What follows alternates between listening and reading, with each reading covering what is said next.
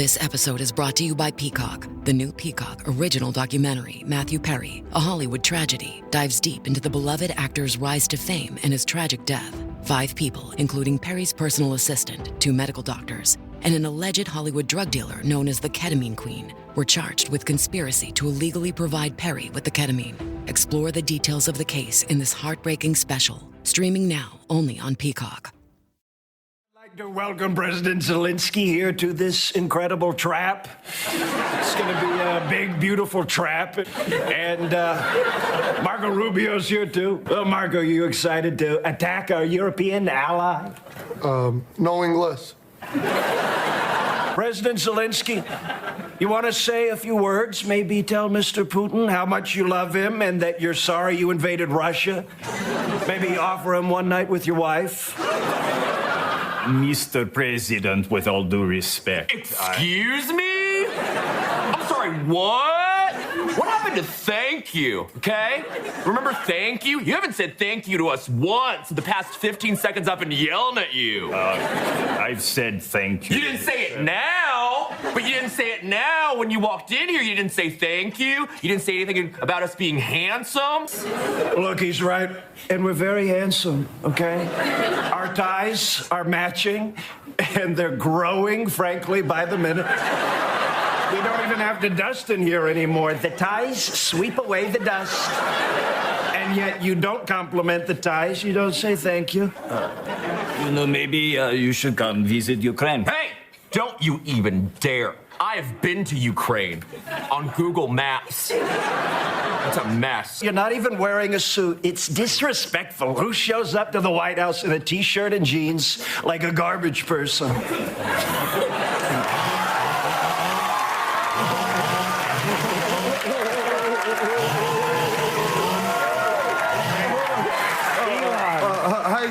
Hi guys. Elon, we love your outfit. Very official and respectful. What are you doing in my office? You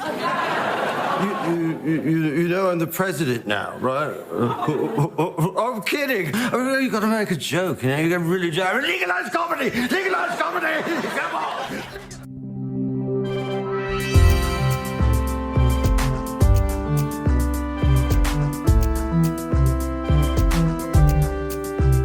Welcome to Quiet Riot, the politics podcast that aims to put a spring in your step. I'm Andreou. And I'm Naomi Smith, bringing you bloom amid the gloom. In these dark and dangerous times, we're here to help you navigate the news and give you actions to take. So draw back the curtains, pop on your bonnet, and head out into the sunshine for another dose of Quiet Riot. Hello and welcome to Quiet Riot. I'm Alex. And I'm Naomi. We are buoyed by how much you all seem to enjoy our weekend shows following the outrageous events in the White House and the positive events in Lancaster House. So a huge thank you if you are one of our many, many new backers. And if you're not, but would like to join them, head over to ko-fi.com/quietrightpod to sign up for as little as £5 a month. And if you can't stretch to that, don't forget to check out our bookshop. Links in the show notes. If you've got gifts to buy people, your local independent bookseller will thank you for it, and Quiet Riot gets a little cut too. Or you can simply leave us a review wherever you get your podcasts, because all of that helps us hugely as well. Now, this week, we're focusing on where things stand with the USA and the rest of the world, from tariffs to intelligence, from Zelensky to Putin. We take a look at the latest polls and the impact of blue Labour ideology. And as ever, we're not alone in making our way through all of that and more. So it is with huge pleasure we're delighted to welcome back friend of the show and director of More in Common, Luke Tryl. Welcome, Luke. It's great to be back.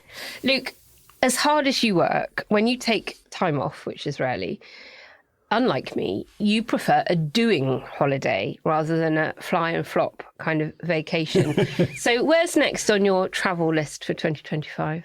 We are doing a weekend break to Istanbul. So lots of sightseeing over a long weekend, Have which you been I'm before? really looking for. Yes, but I was very little, so Okay. I can't remember my it at all. goodness. Doing it as a grown-up. Okay, so recommendation From a Greek. Amazing. Okay, so you have to go to an Istanbul barber. Really? Do not shave. Okay. Get a shave when you get there. it's an experience. It's like €5 or whatever.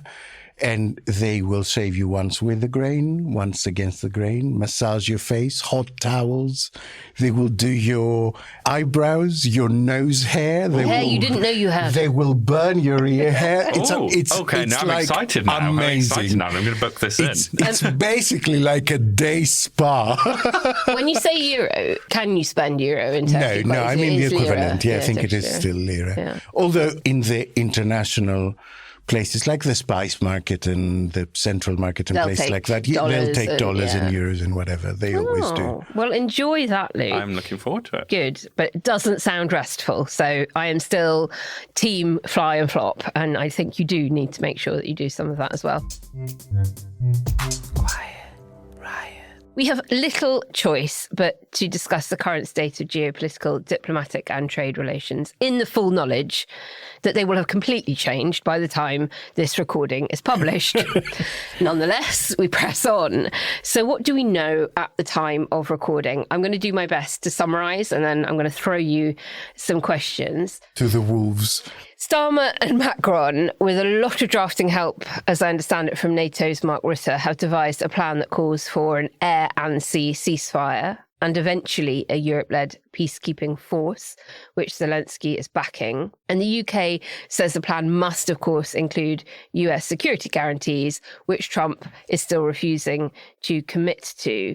Zelensky has been doing his best to repair relations with the White House, while Trump is now saying he wants even more from the minerals deal that was first mooted. And he's also slapped big tariffs on Mexico and Canada. Trudeau has retaliated. And the Chinese embassy in the US has tweeted, if war is what the US wants, be it a tariff war, a trade war, or any other type of war, we're ready to fight till the end. Strong stuff. Overnight, POTUS, who boasted about having spent even more time talking to Putin, has also slapped a ban on Five Eyes members sharing military intelligence from the US with Ukraine. And instead, the US will control directly what it chooses to tell Ukraine directly through agencies in Kyiv. Meanwhile, in Germany, a massive fiscal package has been announced. 12 to 20% plus of GDP, anticipated to unlock billions in extra defence spending. Merz and his potential coalition partners hope that a portion of Germany's defence spending will become exempt from their current constitutional fiscal rules. And Ursula von der Leyen is convening the member states, probably as this show goes out, to get behind her plan to unlock up to €800 billion of additional defence spending over the coming years. So, a huge amount happening, big numbers being thrown around, a lot of chest beating, a lot of retaliation, a lot of threats of trade war and, by the sounds of it, other war.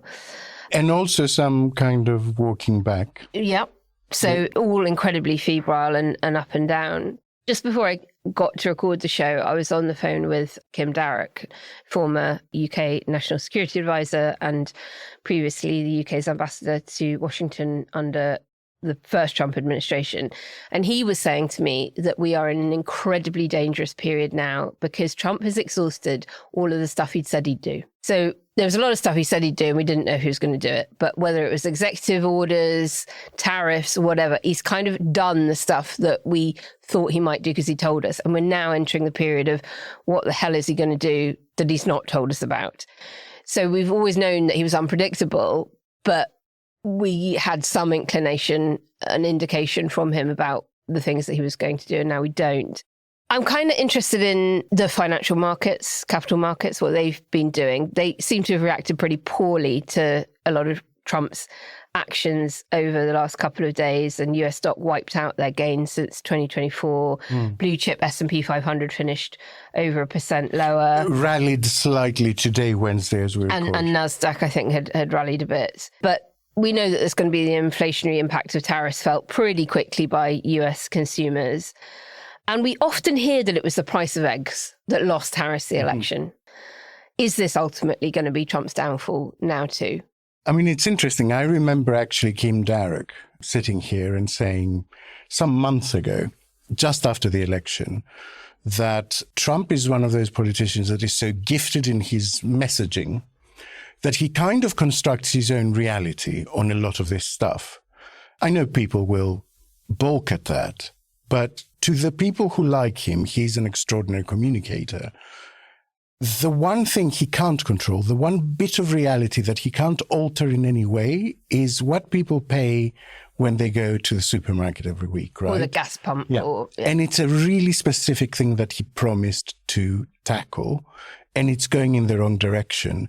And I remember him saying that that is the one bit that might be his undoing. Firstly, because Americans always vote with their pocketbook, and actually voted with their pocketbook last time. And I think that's been wildly overinterpreted about woke and MAGA and the culture wars and all kinds of things. Yeah. But actually, it was a pocketbook election, as it always is in America. And I think that is the one thing that will be giving him pause for thought. And I would agree that it's a very dangerous period, not just because he's exhausted the things he was going to do, but because they haven't worked. A lot of the stuff he's done has bombed. A lot of the stuff he's done has been challenged in a way that he didn't expect. And I think that's why it's a very dangerous period, because stuck in the situation of popularity kind of draining away from him, like his personal ratings are dropping in every single poll. They're still kind of okay, like the people who like him still like him, the people who don't still don't. But if you look at the underlying data, like his handling of the economy, what people think of him, the confidence in the market, the confidence in the future earnings, those are all plummeting, which makes his polling basically quite brittle. Well, from Trump to Vance, I think he's achieved the seemingly unachievable, because he got the Express and the Mirror to basically write the same headline, the same front page, about his gaffe that the UK haven't fought a war for 30 or 40 years. Luke, do you think he is the pro-EU sleeper agent we needed all along? Because surely his outstandingly bad diplomacy last week in this is only driving Brits closer to the EU and further from the US. Yeah, I mean, the really interesting thing is, I remember when the idea of Britain taking part in a European defence force was basically the Brexiteers' bogeyman, right? It was what they would be like, look, if we stay in the EU, we're going to end up in this defence force. And even in Europe, right, it was basically like Guy Verhofstadt was saying it, but no one on the, ultra-integrationists was saying it, but no one did. And then you look at the polling. We've done polling, YouGov have done polling, which shows a similar trend, that now more people than not think that there should be a combined European defence force. In fact, support for it has doubled since 2020. And I think there is a growing, and if you look across the polling, there is more desire for Britain and Europe to go together to support Ukraine if the US pulls away entirely. So it's definitely had this sort of cohesive effect on people. I think the flip side is it's also quite discombobulating for lots of people. And what we're really picking up in focus groups is lots of people saying to us, I watch the news and I'm so scared, and it's just shown that, Britain, we don't control things anymore. Like, we haven't got the power or the influence that we thought we had. We're at the mercy of this man in America. So there's lots of fear, there's lots of uncertainty. And I think the sort of prize at the moment, if that's the right word, to come out of all of this is, how can you provide Brits with a sense of agency again? And if it looks like closer cooperation with Europe is the way to do that, to make us masters of our own destiny, then I think that sentiment for greater cooperation will continue. Well, Badenoch waded in to defend J.D. Vance. I must ask you about J.D. Vance's comments just recently. He's caused quite a lot of outrage, suggesting that Britain is just some random country that hasn't fought a war for 30 or 40 years. This was in the context of Keir Starmer's proposals on some kind of peace arrangement. What are your thoughts on that? Well, I know J.D. Vance quite well. I've looked at the comments. I don't think he actually said that. I think a lot of people are getting carried away. They're saying loads of things and getting quite animated. I mean, Luke, I have to just ask you, is she really that bad at politics? It was a curious comment because we're great mates. We haven't really spoken to you. We haven't really spoken to you, Luke, since it was all Kemi this and Kemi that. Look, so I think I think we might talk about this a bit more, but the Conservatives have been struggling since the election to define what they're about, right? Mm-hmm. You know, when we ask, how do you describe the Conservatives in a word? Number one is useless, but you get that for all parties. What's interesting is the second word to describe the Conservatives that people use is lost. They don't know what they're about. And Which yet... is her pitch. That was her pitch. Well, I'm not going to announce my policies ahead of time. And that was almost how she beat Jenrick. And actually, you can get somewhere by defining values. But in terms of defining who they were, an advantage they had to start defining themselves, particularly against reform, was Ukraine. In fact, Ukraine, when we polled last week, the Tories were trusted above both Reform and Labour. It was the one issue where they are. So to me, it seems surprising that they're not trying to hammer home that advantage, because lots of Conservative voters don't like Donald Trump. They'd have voted for Kamala Harris, if you look at the polling, which I think is interesting. It is a chance to start regaining ground from Reform, which is why I thought those comments, but particularly given Farage then outflanked her. Farage then went out and said... he was wrong. And Boris Johnson, who's, of course, pitched himself as Zelensky's best mate, and perhaps why people do so associate the Conservatives with Ukraine is because of his very early and vociferous support. He pulled his column. So he'd written a column in praise of Trump and Trump's handling over, and he pulled it this weekend because of the disaster that happened with the I was looking attack. for it. I kept and the whole going thing to got his feed binned. and going, So well, he didn't write one. conservatism is in a crisis of identity. So at we the had moment. polling which came out earlier this week, and we asked people who is responsible for the Oval Office blow-up. 5-1 people say Trump Vance over Zelensky. Even Reform voters more likely to say that it's Trump Vance. And then you ask, should Starmer prioritise relations with Zelensky, standing up for Zelensky, or standing with Trump? And bear in mind, this is, the world's major power. The British public still say 51-20, the priority should be Zelensky. The British public are really unequivocal on this stuff. And so to end up on the wrong side of it, I think is for the Conservatives is such a mistake. Not least given some of the other statements. I thought it was interesting after the Oval Office meeting. Badenoch came out with a really strong statement on the Sunday shows when she was like, the humiliation was awful, it was terrible, we condemn it. And so that's why the Vance comment was so curious. It's probably because she has a personal relationship with him, but also he's connected to a lot of Conservative money. The Conservative Party is struggling for donations at the moment. The coffers are empty.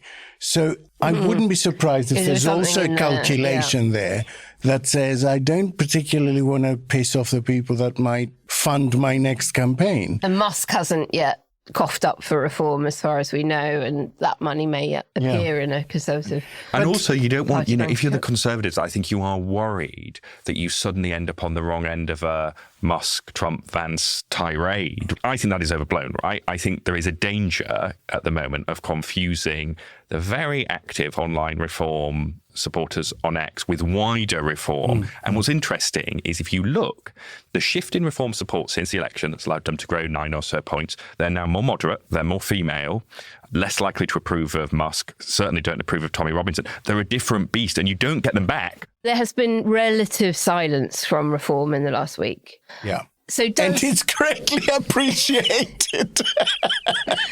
But to what extent do you think, Luke, that Farage's relative lack of airtime is because he gets that the kind of cabal of Trump sycophants are looking like they've backed the wrong horse at this moment in time? I mean, is he just incredibly good at politics and knows this is not the time to row in behind someone unpopular in the UK? So again, we asked this week, is Britain's Trump a fair description of Nigel Farage? And people were much more likely to agree than disagree, but only 18% thought that that was a good thing for a politician to be Britain's Trump. Similarly, a significant number saying they thought he was in Trump's pocket. So it is clearly a danger spot for him. I think, a month or so ago, there were lots of people saying, we need Britain's Trump. And actually, now the reality is coming home to lots of Brits. So I think it is a danger.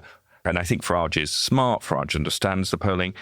That said, that LBC interview that Farage gave, he didn't show much sign of kind of moderating either his support for Trump or his criticism of Zelensky. Bear in mind, the public are as likely to say Zelensky is a dictator as President Macron. So, they do not think... So not very likely. Not at all, no. Whereas they do think that Putin is. So I think this is a real danger moment for Farage. And the question is, he's got to where he is by being authentic, being himself. That's what people say they like about him in focus groups. He tells it like it is.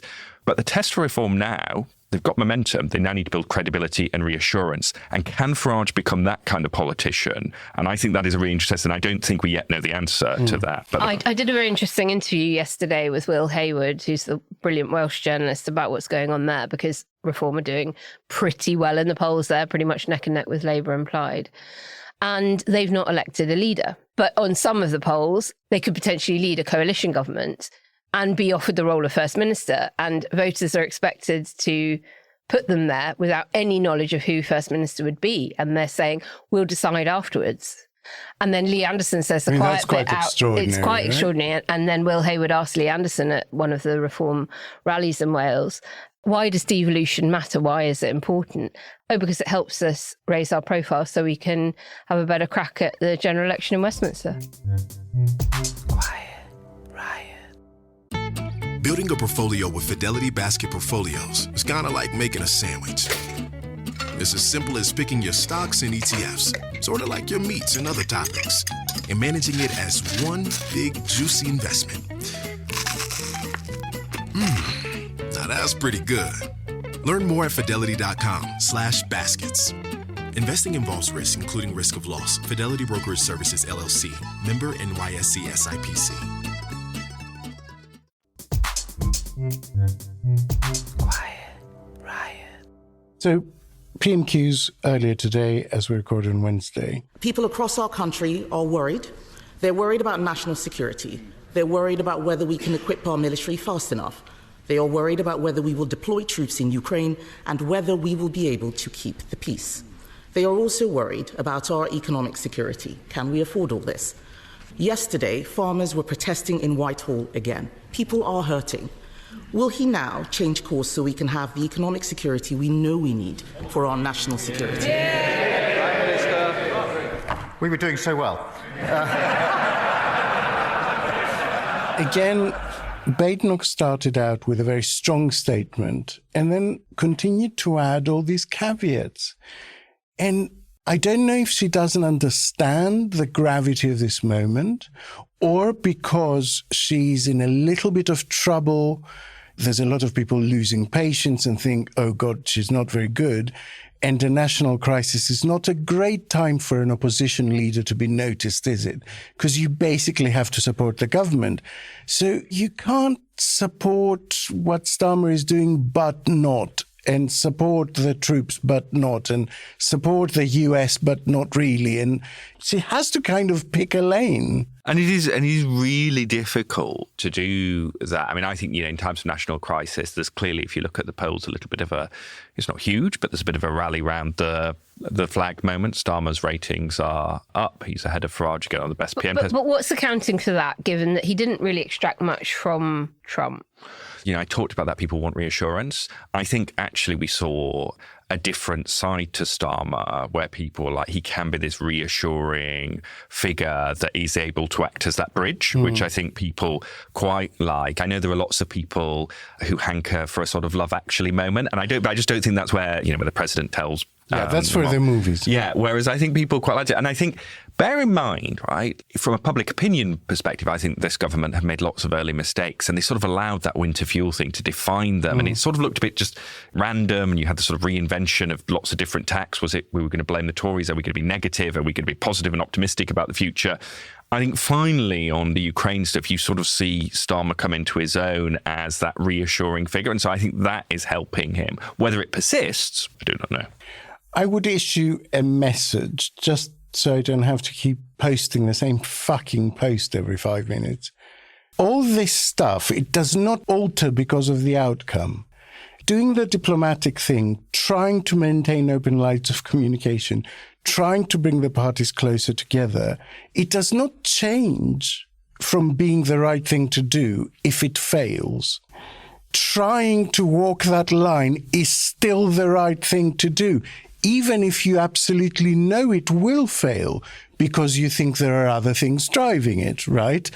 Because people forget there's a domestic audience for this stuff. And I don't just mean a British audience, I mean a European audience who are going to be asked to pay a lot of money, and they're going to be asked to reorient their economies, and they're going to be asked to suddenly realize that we're in a different world. And that needs buy-in. So seeing Trump and Vance humiliate Zelensky in the Oval Office, giving them every opportunity to turn it around, even if the eventual outcome is nothing, it's still important because your domestic audience internalizes the fact that America may not be on our side anymore. And I do think a new leader tends to get a bounce when they're lucky enough, which is a horrible way to put it, to have a crisis to which they can react.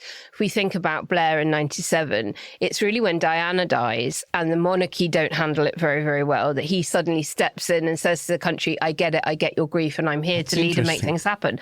And Starmer had the riots over the summer, but they weren't quite cutting through in the way and didn't affect as many people as we all feel threatened by Putin's advances in the Ukraine war on our own continent does. And then, just we're very British and we don't like people being bullied on the national stage or international stage in the way they did with Zelensky last time. So I think there's probably just something in that he needed a thing, and it came before him, and he has stepped up and shown that leadership and given that collective reassurance to the voters. And look, and I, on a personal level, I was one of those terrible people that I think Alex is talking about. Like, I was frustrated on Friday that it took Starmer so long to come out with a statement after that Oval Office meeting, after the European leaders did. But then, by the next day, I'd basically changed my view because he had Zelensky here, he had Zelensky in front of the king, he led on the Lancaster House stuff. And I did think, I thought the line, which he didn't use explicitly, but was certainly the line that was briefed to the Sundays about, look, we need to say to European leaders, you can't just do the nice speeches and outrage. You need to put your money where your mouth is. Yeah. I actually thought it was quite a clever line. So I sort of changed over that weekend. But the challenge is, we talk about the situation changing so dramatically. It really hammered home to me, not least through my own changing perspective on it, how we are in this era where we expect politicians to react immediately and to do what we want immediately and to align with our stuff. And what happened in the Oval Office was so outrageous. It was what's there to think about? What is there to think about? Just do it. But actually, hindsight, there were enough people saying that. And also to underline that this may be his designated role in the group of European leaders, because, people keep trying to play them off each other. They keep trying to say, Tusk made a more strident statement, or Macron was better at, when he met Trump, or whatever. And it's like, that's not the point. The point is, if you ask Macron or Tusk, do you want Starmer to come out on social media and say, fuck you, Trump? They will say no, because that open line of communication is vital to all of them. I want to talk about that open line of communication. Luke's talked about this collective awakening amongst the British public that, oh shit, we're not who we used to be. Oh shit is right. We haven't got the force and the hard power that we once had. So let's talk about soft power, and let's talk as well about other leaders, not just European ones. Trump has made very little secret of his desire to make Canada the 51st state. And Trudeau is clearly loving his last few days in charge. We'll drop a little clip in here. Now I want to speak directly to one specific American, Donald. In the over 8 years you and I have worked together, we've done big things. We signed a historic deal that has created record jobs and growth in both of our countries. Now, it's not in my habit to agree with the Wall Street Journal, but Donald, they point out that even though you're a very smart guy, this is a very dumb thing to do. So he's baiting Trump, retaliatory tariffs a lot. But King Charles III is also, of course, King of Canada. And it's often said that Canada would be the last kingdom standing. Even after the UK decided to get rid of the monarchy, Canada would keep them there. He's offered Trump a state visit, as we all know, and he's hosted both Zelensky and Trudeau at Sandringham in the past couple of days. When we think about that bridge role that government is attempting to play between Europe and Washington, how important is the role of the king in that bridge? And is it becoming even more influential than any of us thought in terms of exercising soft power to influence the current situation? Look, I mean, there was no doubt that Starmer made such a deliberate play of the invite to the state visit. It was clearly really, he knew it would be important for Trump, and the fact that it was a historic, his second visit. But equally, it was no coincidence that then Zelensky was taken to meet the king. That didn't have to happen either. And I think there is clearly something special about the symbolism of the monarchy in these negotiations, in that if Starmer wants to sort of act as a bridge, the monarchy is even above that, right? It's that kind of symbol of the nation, and clearly still has some cachet and importance in the world as well. So I think it's quite striking the way the royalty is being played in, but not in a political way. I don't think anyone could say it was political with a big P either way, but it is. Yeah. It's sort of how we put our seal on things. Yeah. It's kind of a really British way of doing it. Salma Shah thinks that Trump reckons Starmer works for the king.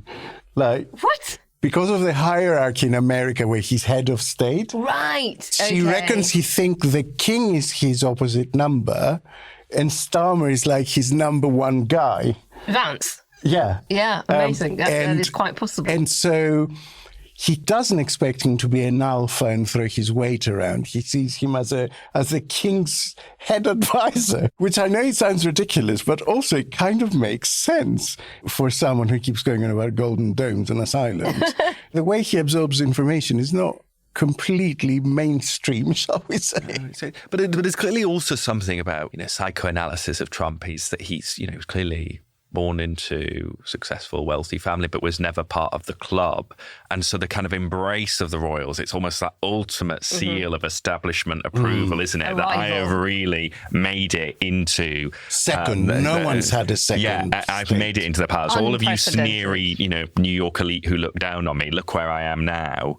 And I think there is definitely something there as well. Okay, we're going to go to our call to action now. And I have lobbied successfully Alex Andreou to let us repeat the call to action that we did at the weekend. We've got a slightly different one coming up later. By the way, he didn't take much persuading listeners, but I didn't really give him a choice. She said, shall we? And I said, okay. This sounds like... That counts as lobbying in the We are going to ask everybody to support One Team, One Fight, and particularly the Ukraine arm of that group, which Arthur Snell tells me that the people that run it are doing absolutely fabulous work. So it's www.one team1fight.org, and we'll leave a link in the show notes. Quiet riot.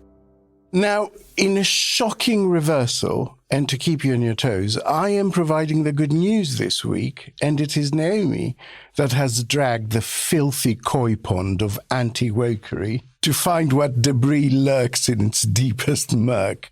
It's time for Wokey Dokey. Wokey Dokey.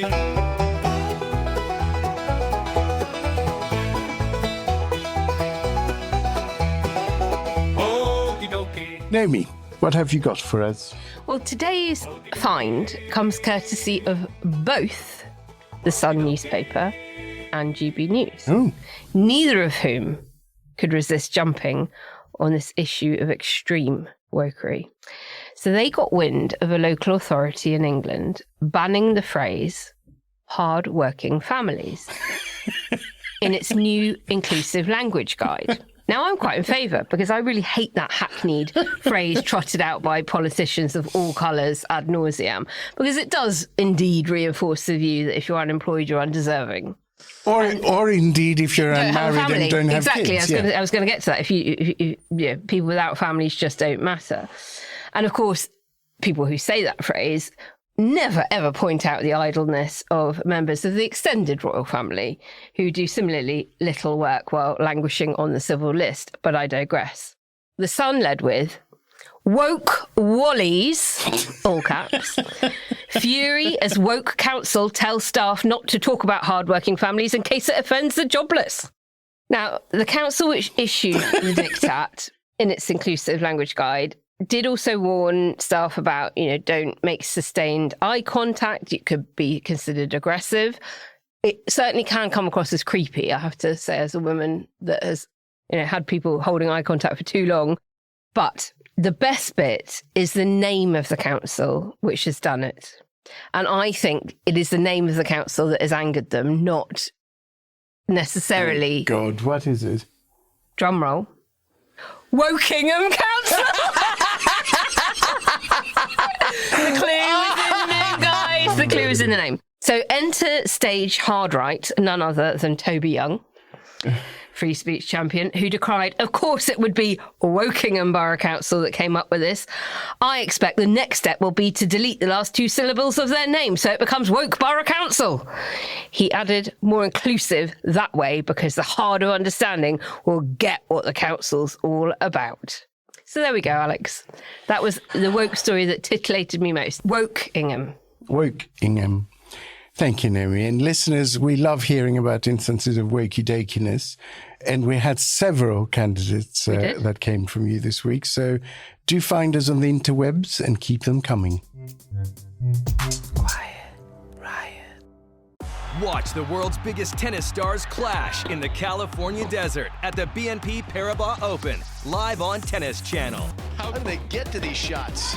Tune in daily for exclusive first ball to last coverage from Indian Wells and witness all of the jaw-dropping action as the game's top men and women square off at one of the greatest events in sports. It's tennis magic you need to see to believe. The BNP Paribas Open, live on Tennis Channel and streaming on the Tennis Channel app.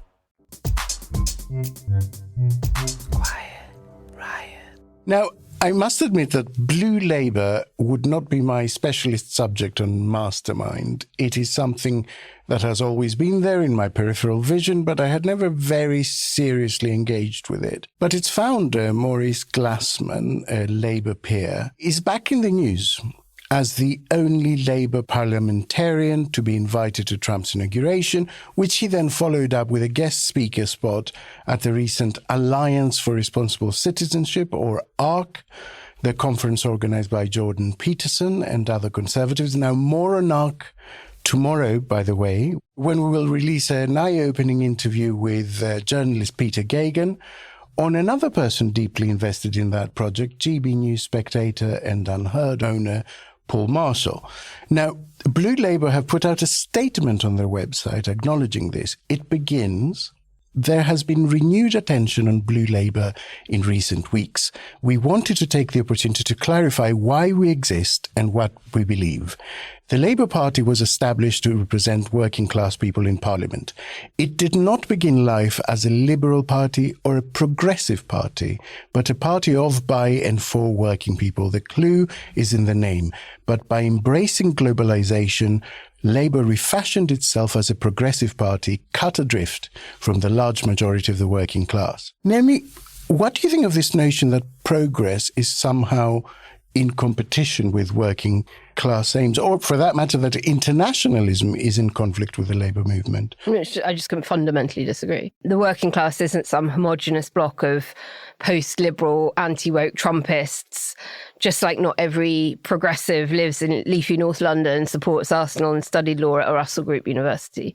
So I just kind of reject this kind of identity politics anyway. And when we look at the work that Best Britain does on growth and redistributive growth and industrial heartlands and where they will benefit and where they get hurt, well, lo and behold, it's when we have a more integrated alignment trading deal with our nearest trading partners in Europe, when we have free trade, it will be much more beneficial in terms of the redistributive impact on the Midlands, the North, the Northwest than it is on London and the Southeast.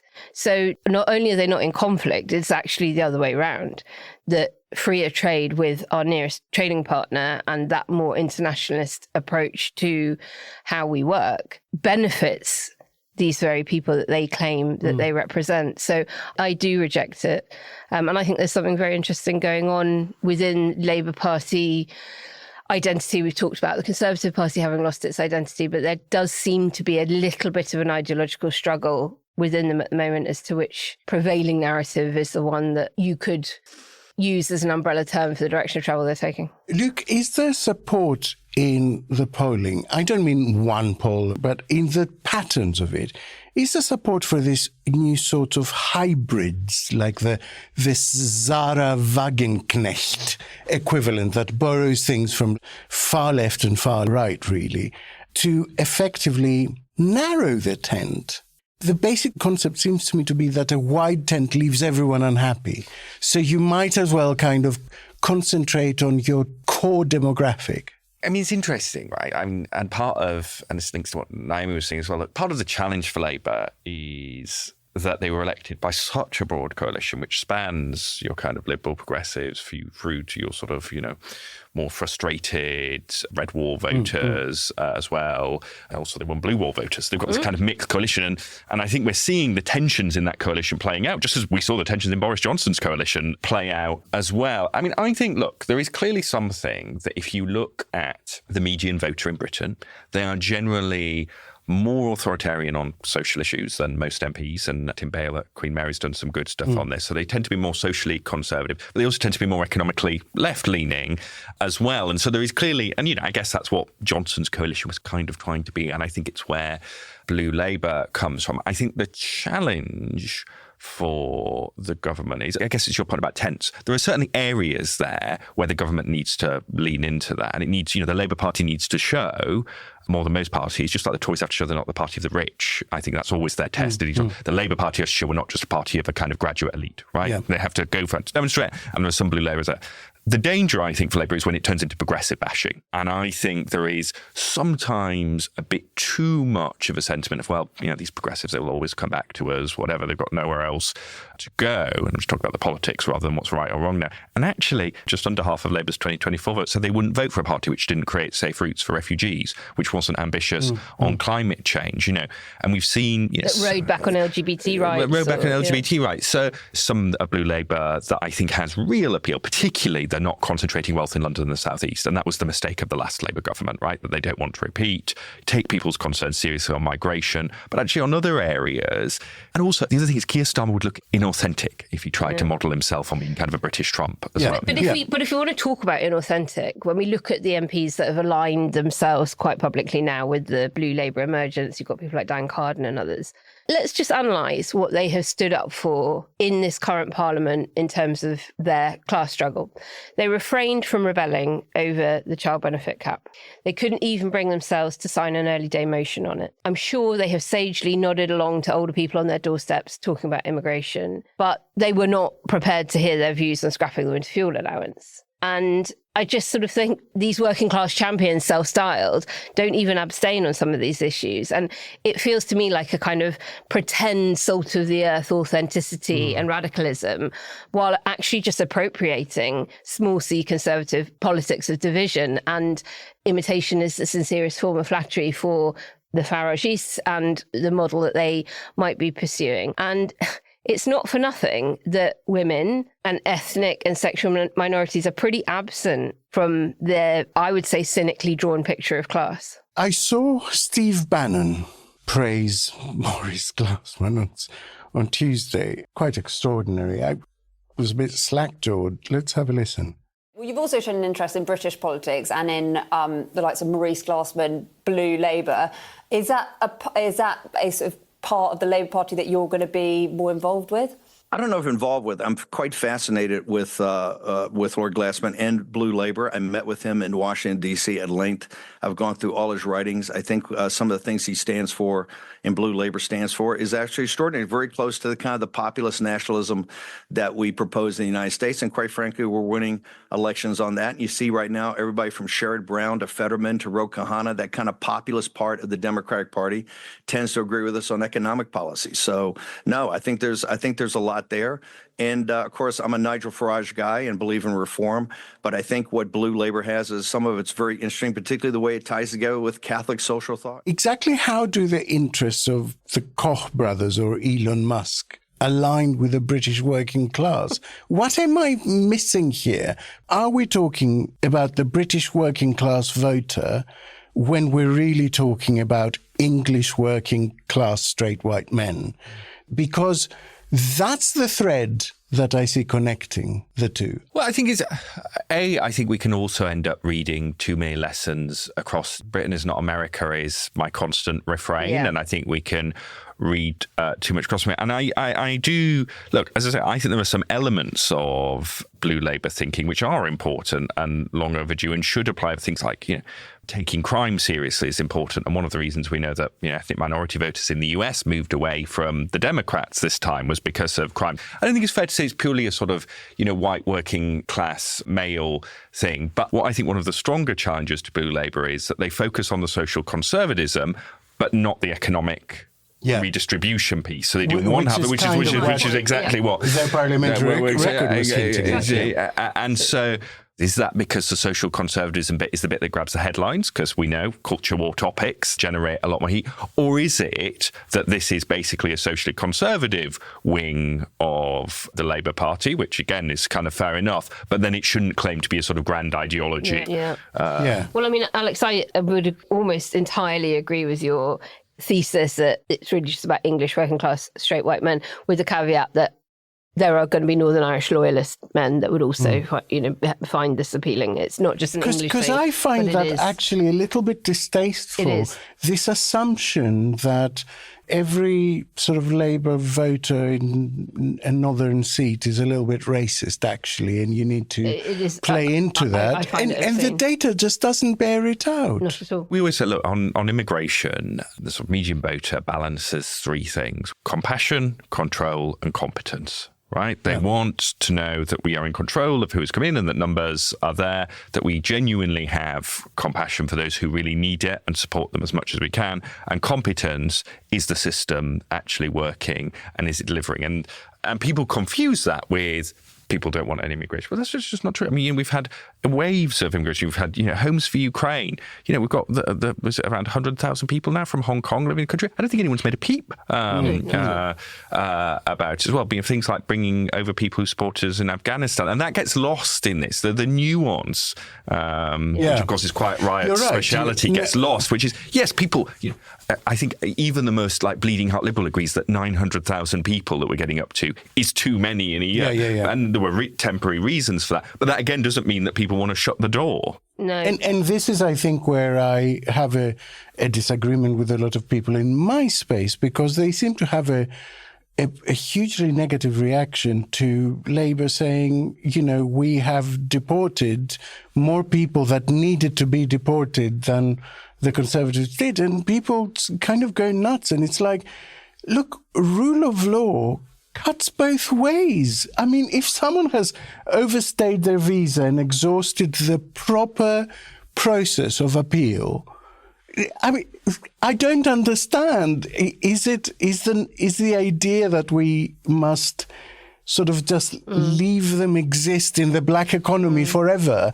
How is that somehow kind of progressive? I don't get it. Also, but it undermines progressive causes because it makes people less likely then to be supportive of things like safe routes because they think it will be abused. If people think there is no consequence for overstaying or coming here in a way which is illegal, irregular, however you want to talk about it, then people will become much less generous overall. And so actually that competence bit demonstrating we have a set of rules. If you follow that set of rules, we will. If you don't, then we won't. And the British public, they like fairness, they like decency. John Cruddas is one of the kind of intellectual heavyweights behind the Blue Labour movement and is a real intellectual heavyweight. And Morgan McSweeney, obviously now Chief of Staff at Number 10, is often talked about as, in his early part of his career as almost apprenticed to Cruddas, and they did a lot of work in Barking and Dagenham together. But I do wonder how this all plays out within Number 10, because if Morgan McSweeney is aligned on that Blue Labour narrative of being socially conservative and economically leftist, you've also got some significant Blairites like Pat McFadden, Wes Streeting, and of course Peter Kyle as well, who are much more socially liberal and pro-business.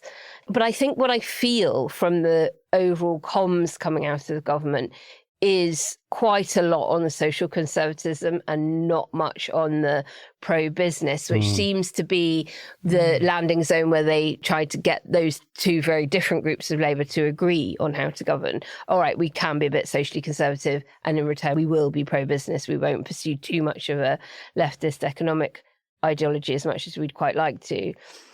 And I think that the balance of comms has probably been a bit more on the socially conservative side than on the economically liberal side, even though they're doing both. Part of that is because big business is deeply unpopular. And how the right-wing media chooses to write things up. But it's interesting. I mean, we have a quadrant of how much people trust an institution and how much they feel respected by it. And of course, high trust, high respect, the NHS, some kind of middling things like the civil service, royal family, high trust, I'm not sure they respect me. And then you've got the quadrant of doom, low trust or low respect, which is where you've got the Conservative Party and big business are the only two which are in that quadrant. And I think there is a real challenge, actually. Yeah, but this is back to my point about Blue Labour and just that the flaws in the ideology.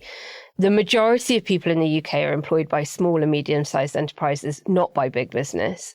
And the businesses, the organisations being hurt most by this retreat from Europe and free trade with our largest trading partner are SMEs, and therefore the staff they employ and the prices they charge their consumers and their ability to, sign big contracts with their supply chain. So there is such a contradiction at the heart of what they're calling for. To which I would add that even if you look at the overarching narrative, at a time when business is becoming bigger and more transnational, at the time when the big corporations span loads of countries, choose where they pay tax, the idea of taking the labor movement, which is internationalist for a reason, right? Yep.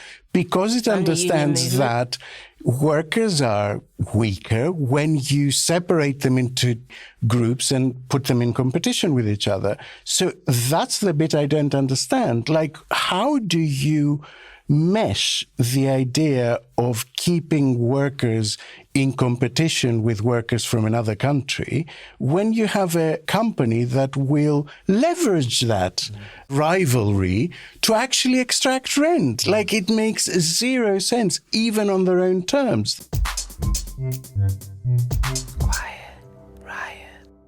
Ryan Reynolds here from Mint Mobile with a message for everyone paying big wireless way too much. Please, for the love of everything good in this world, stop. With Mint, you can get premium wireless for just $15 a month. Of course, if you enjoy overpaying, no judgments, but that's weird. Okay, one judgment. Anyway, give it a try at mintmobile.com/switch. Upfront payment of $45 for 3-month plan, equivalent to $15 per month required. Intro rate first 3 months only, then full price plan options available. Taxes and fees extra. See full terms at mintmobile.com.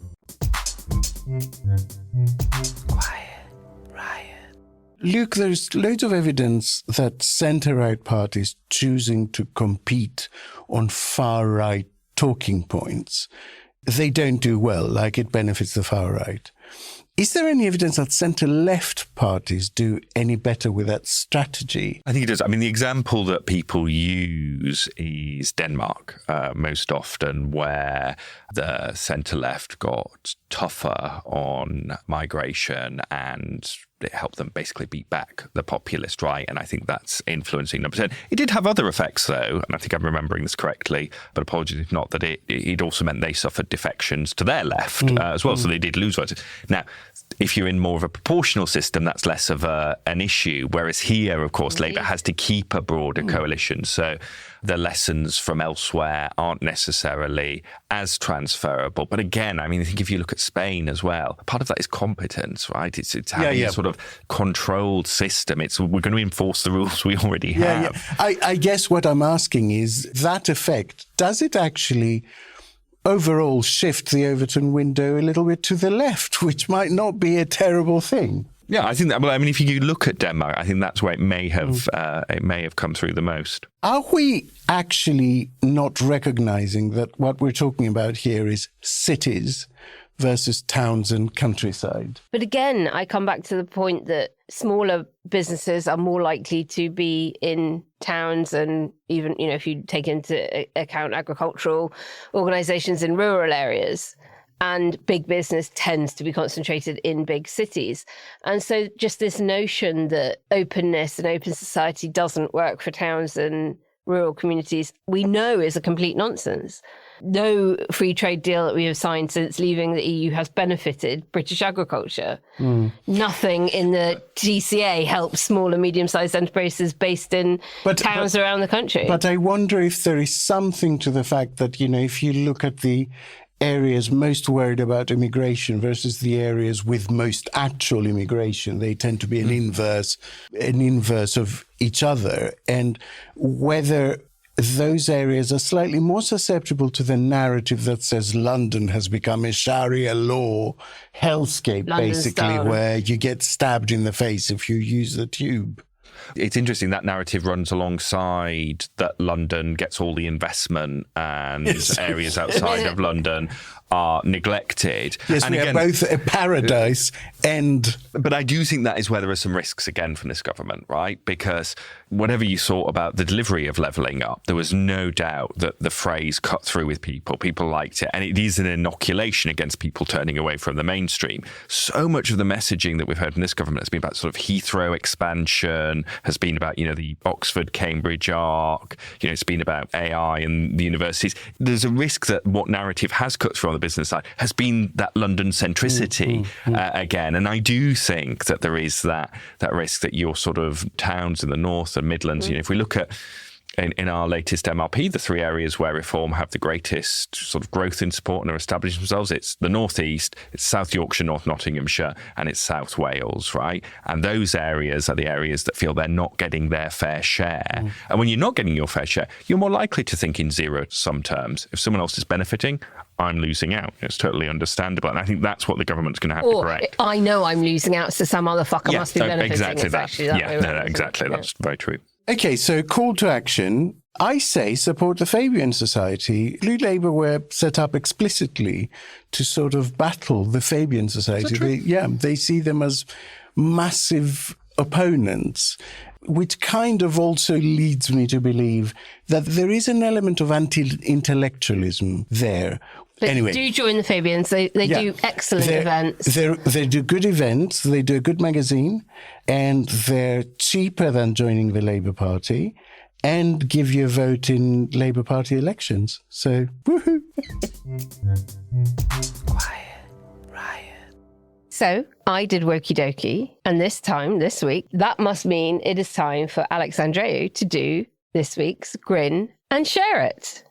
Good news is welcome to me. Bad news is hell come to me. Good news. I want good news. Alex, what's going to make us happy? Okay, so this starts as a bit of a down. Bear with me.